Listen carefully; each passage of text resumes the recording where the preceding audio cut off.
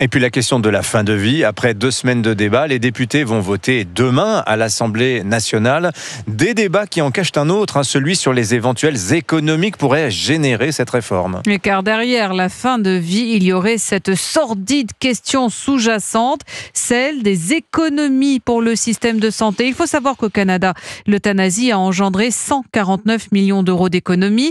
Le prix sur la vie qui alerte les opposants au texte. Alexandre Chauveau. Déficitaire à près de 14 milliards d'euros en 2024, le système de santé pourrait largement bénéficier de la mise en place de l'aide à mourir. En avril dernier, la Mutuelle Générale de l'Éducation nationale, chargée de rembourser les frais de santé, assumait ainsi de fournir aux députés une quinzaine d'amendements clés en main pour élargir les conditions d'accès au suicide assisté.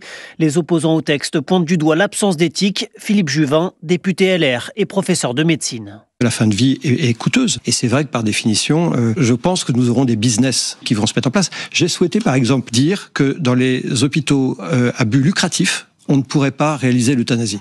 Ils ont refusé. Et l'inquiétude est renforcée par le coût de la fin de vie. En France, les dépenses de santé liées à la dernière année de vie atteignent en 2025 31 000 euros par personne, soit un total de 20 milliards d'euros par an. Un coût qui pourrait pousser au suicide assisté les personnes les plus précaires, rétives à l'idée de représenter un poids financier pour leur entourage.